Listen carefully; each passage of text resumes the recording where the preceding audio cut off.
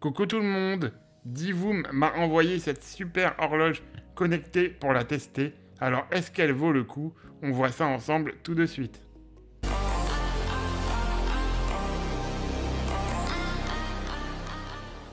J'ai donc été contacté récemment par Divoom pour tester leur modèle TimesGate qui est une sorte d'horloge connectée. On va voir ensemble toutes ces fonctionnalités dans quelques minutes. Bien entendu, je vous mets le lien dans la description. Celle-ci est autour de 132 €, mais actuellement il y a moins 20%, donc vous pouvez l'avoir pour quasiment 100 €. Petite précision, Divoom m'a donné un lien partenaire que je vous mets aussi dans la description qui vous offre 10% de réduction et qui me offre à moi 10% sur chaque vente. Mais comme je ne suis pas un escroc et que le but n'est absolument pas de faire de l'argent, au moment de la publication de cette vidéo, vous avez moins 20% si vous passez par le site directement. Donc je vous mets les deux liens dans la description. Si le jour où vous voulez acheter un produit Divoom, vous voyez que vous avez une promotion inférieure à 10%, n'hésitez pas à passer par mon lien, au moins vous aurez les 10%. Je remercie Divoom d'avoir pensé à moi pour tester ce produit et surtout, c'est très important pour moi de m'avoir laissé une totale indépendance dans mon avis concernant cette horloge. Le produit est livré dans un carton TimesGate et vous allez voir que l'emballage est vraiment super qualitatif puisque dans le carton on trouve d'abord un sac. J'ai cru au départ que c'était la boîte contenant l'horloge, mais pas du tout. C'est vraiment un sac super mignon d'ailleurs. Voilà, on le voit bien là, le petit sac pour emporter sa TimesGate si on a besoin de l'emmener quelque part. Ou voilà, c'est vraiment un emballage que je trouve personnellement qualitatif. Et ensuite, on a la boîte qui contient l'horloge. Là voilà, et là aussi on est sur une belle boîte de qualité pour emmener la TimesGate partout. Et elle est enfin là. L'horloge, comme vous le voyez, elle est équipée de 5 petits écrans pour afficher diverses informations ou une grande information unique. On va voir ça ensemble dans quelques minutes. Et en plus de la TimesGate, en dessous, vous allez retrouver tout le nécessaire pour qu'elle fonctionne, le manuel d'utilisation et le câble. Elle se charge en USB de manière très classique. Et ensuite, on va donc l'allumer. Et dès qu'on l'allume, comme vous pouvez le voir sur cette image, vous avez un petit QR code à flasher et ça vous permet, une fois que vous avez flashé ce QR code, d'accéder à l'application Divoom. Voilà, j'ai filmé l'installation pour que vous puissiez la voir. Et donc, vous avez juste à télécharger l'application Divoom. Là, vous pouvez déjà avoir une première bonne surprise, c'est que l'application est intégralement en français, tout est expliqué. Souvent, c'est vrai quand on achète des produits qui viennent notamment de Chine, les applications ne sont pas traduites, c'est pas toujours évident. Là, c'est intégralement traduit. Petit point négatif, il faut forcément créer un compte pour utiliser la Divoom. Donc là, vous créez votre compte, hein, c'est habituel. Donc là, moi, je vais mettre mon adresse pour créer le compte. C'est peut-être le seul petit point négatif de l'application, c'est qu'on est obligé d'avoir un compte pour l'utiliser. Voilà, une fois que c'est fait, vous vous connectez sur l'application Divoom. Là, on vous annonce les nouveautés et après, vous pouvez directement rechercher votre appareil en Bluetooth. Si celui-ci est allumé, il va être retrouvé immédiatement et vous allez ensuite pouvoir vous connecter à l'appareil en Wi-Fi. Voilà, le mien a été trouvé. Donc, il y a les étapes pour voir s'il est bien branché. Et ensuite, on va le connecter au Wi-Fi. Et là, il faut impérativement utiliser un Wi-Fi 2,4 GHz. Sinon, ça ne fonctionne pas. Voilà, c'est marqué. Donc, moi, c'est mon réseau domotique, du coup. Donc, c'est assez facile. Ensuite, l'installation est toujours là aussi. Je trouvais ça super pratique parce que c'est marqué ce qui se passe en cas de problème. Tout est traduit en français. Vraiment, il n'y a eu aucune difficulté au niveau de l'installation. Et c'est vrai que parfois, quand on achète des gadgets, on est un peu déçu. Donc là, une fois qu'il a été connecté, on me dit qu'il y a une mise à jour. Donc je vais effectuer la mise à jour. Et voilà. Et ensuite, une fois que c'est fait, on vous montre comment fonctionne l'appareil. Vous avez la possibilité d'avoir des affichages individuels sur chaque écran ou un affichage global. Vous pouvez régler la luminosité, vraiment vous pouvez tout faire. Ensuite, on va aller dans les affichages individuels et global pour voir un petit peu le tour. Mais après, je vais vous filmer l'horloge en même temps que je suis sur le téléphone. Au moins, vous pourrez voir comment ça fonctionne.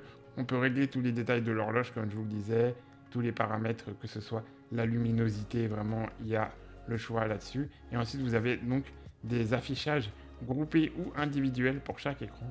Donc là, par exemple, on a un affichage pour YouTube, pour afficher le nombre d'abonnés YouTube, mais tout ça on va le voir dans le détail tout de suite parce que je vais essayer de vous filmer l'horloge et mon téléphone en même temps pour que vous compreniez comment ça fonctionne.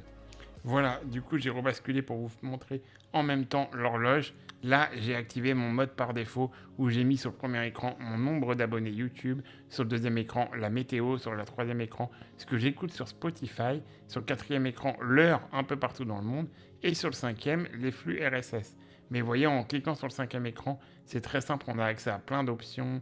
Il y a notamment, comme je vous le disais, tous vos abonnés sur les réseaux sociaux, que ce soit Twitch, TikTok, YouTube, voilà, on peut changer l'horloge aussi, on peut mettre des horloges un petit peu originales, il y en a vraiment beaucoup d'horloges, il y a pas mal d'options, voilà, on a tous les cours pour ceux qui suivent les cours de la crypto, de la bourse, etc. Il y a pas mal d'outils aussi, on peut mettre les résultats du sport, donc là par exemple je vous mets les résultats du foot, alors je ne l'ai pas validé, donc ça va se mettre à jour après, il faut quand même penser à appuyer sur le bouton valider, mais vous voyez c'est vraiment très interactif avec votre téléphone. Dans les tools on a pas mal d'options, on a comme je vous le disais les écoutes Spotify, l'heure dans le monde, les bloc-notes, les flux RSS, moi j'ai mis le flux RSS du journal Le Monde, mais il y a vraiment pas mal d'options et ça c'est super pratique. Ensuite, vous avez aussi la possibilité de mettre des affichages groupés pour les 5 écrans. Donc, par exemple, si on va chercher dans les horaires, on va pouvoir mettre un affichage un peu comme je vous avais montré au début de cette vidéo. Donc là, c'est l'heure avec le nombre de jours jusqu'à Noël. Voilà, donc là, vous voyez, des fois, ça peut mettre quelques secondes à se mettre à jour, mais globalement, l'application est quand même très interactive. Dès que vous appuyez sur le téléphone, vous pouvez modifier l'écran. Donc là, au moment de l'enregistrement de cette vidéo, on était à 212 jours de Noël. Voilà, c'est les petits côtés mignons. Il y a plein de trucs comme ça très sympathiques. Il y a vraiment soit la possibilité de mettre des écrans uniques sur chaque écran, soit de faire un affichage global. Il y a aussi vraiment beaucoup de GIFs. C'est le point fort de Divoom, hein, ça a toujours été les GIFs. Et donc là, par exemple, si je tape Paris 2024, on va avoir plein de GIFs disponibles. Et j'ai tapé Paris 2024 parce que, alors là, j'ai fait une petite faute. J'ai laissé un espace à la fin. C'est un peu pointilleux sur les recherches. Faut pas se tromper. Mais voilà, j'ai tapé Paris 2024 parce que c'est un sujet quand même. Voilà, on s'attend pas à avoir des gifs de ça et pourtant, c'est pour vous montrer qu'il y en a plein. Donc là, j'ai mis ce gif-là sur le premier écran. Il suffit d'appuyer sur un gif et il va automatiquement sur l'écran suivant. Donc ça, c'est super pratique. Donc là, je vais vous mettre les 5 avec bien entendu notre petite frige olympique. C'est obligatoire de la mettre. Depuis que j'ai l'horloge, voilà, je suis obligé de laisser ma frige. Je suis dans le déni du fait que Paris 2024, c'est fini. Mais vraiment, vous voyez, c'est pour vous montrer que c'est super simple d'utilisation et qu'il y a des gifs pour tout. Donc on va refaire un test avec ma deuxième passion, que sont les carlins. Donc carlin, ça se dit pug en anglais. Vous aurez forcément plus de résultats malgré tout en tapant les mots en anglais. Donc voilà, pareil, là, il y a 53 GIFs disponibles. Vous avez la possibilité, je vais vous le montrer dans quelques secondes, d'ajouter vous-même vos GIFs. Si vous restez appuyé sur un GIF, vous pouvez choisir sur quel écran vous souhaitez l'afficher. Donc là, vous voyez, je suis resté appuyé et je l'ai mis sur le troisième écran de l'horloge. Donc on peut imaginer sur certains écrans des informations utiles et sur d'autres écrans des petits gifs sympathiques. J'ai fait une dernière recherche pour vous montrer qu'il y avait vraiment énormément de gifs disponibles parce que rien qu'en tapant Marvel, on a 1400 résultats, dont certains qui sont vraiment magnifiques. Là, c'est le Iron Man, par exemple. Et vous voyez, encore une fois, dès que j'appuie, ça se met sur l'horloge de manière quasiment instantanée. Hein. Vous interagissez avec votre téléphone et votre horloge sans délai. Et ça, c'est super pratique. Une fois qu'on remet notre mode par défaut, on a aussi la possibilité, dans les réglages, de choisir l'heure à laquelle celui-ci va s'allumer ou va s'éteindre. Si vous voulez que votre horloge s'éteigne tous les soirs à 17h ou voilà, quelque chose comme ça, c'est simple. Là, j'ai mis un mode, mais on peut en mettre plusieurs, évidemment. Vous avez vu le bouton plus en dessous. Donc, voilà, vous pouvez régler par jour. Vous pouvez mettre des alertes sonores aussi quand ça s'allume, quand ça s'éteint. Pour avoir testé les alertes sonores, le bip, il n'est pas hyper fort, mais franchement, on l'entend bien quand même. Après, généralement, c'est quand même pas le genre d'appareil qu'on utilise pour le son.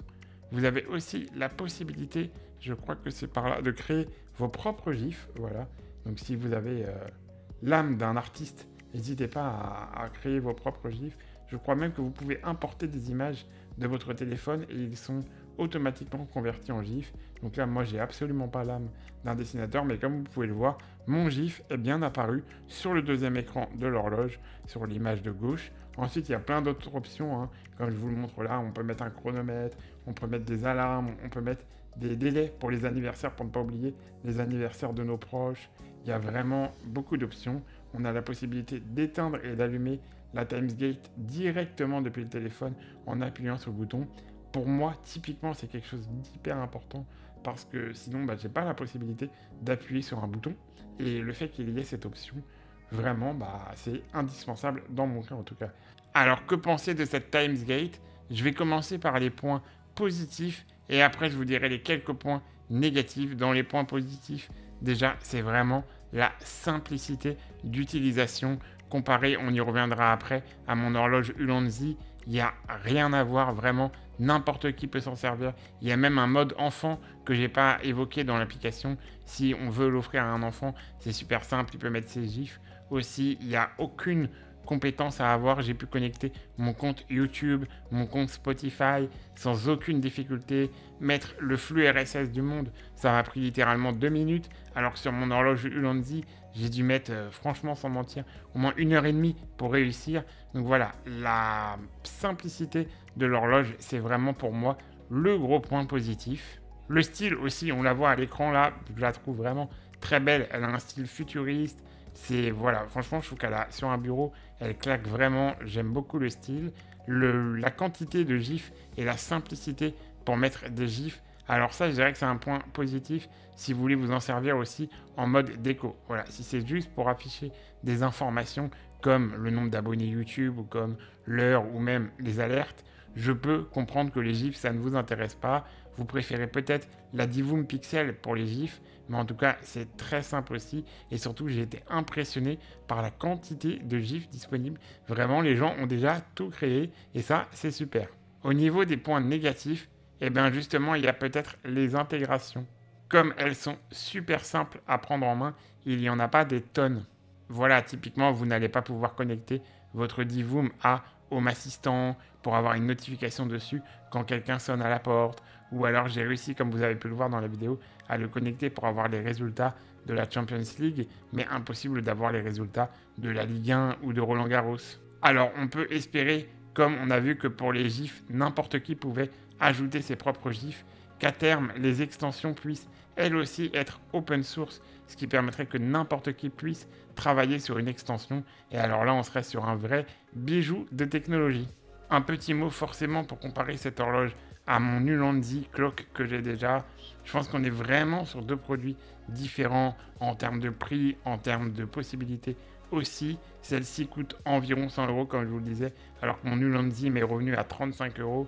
Maintenant, celle-ci, on a la possibilité de mettre des gifs, alors que la Ulanzi, elle n'est pas du tout prévue pour mettre des gifs. Et surtout, celle-ci, elle a une simplicité d'utilisation que l'autre n'a pas. Sur l'autre, vous devez tout configurer manuellement pour que ça fonctionne, alors que là, il n'y a vraiment rien à faire. Donc, mon mot de la fin, ce serait de dire que si vous voulez une véritable horloge, que les gifs vous intéressent et que vous ne voulez pas passer 3 heures à configurer, vaut mieux partir sur la Timesgate. Et à l'inverse, si la bidouille ne vous fait pas peur et que vous voulez un contrôle complet de l'horloge, vaut mieux partir sur le modèle de chez Ulanzi. In fine, j'aurais quand même tendance à vous la conseiller parce que je la trouve vraiment très belle et c'est le genre de gadget que personnellement j'adore. Donc je remercie Divoom de m'avoir permis de la tester. Et si vous aussi vous en avez une, n'hésitez pas à me dire dans les commentaires ce que vous en pensez. En attendant, je vous mets le lien du produit dans la description. Et moi, je vous dis à bientôt pour une nouvelle vidéo. Salut, salut!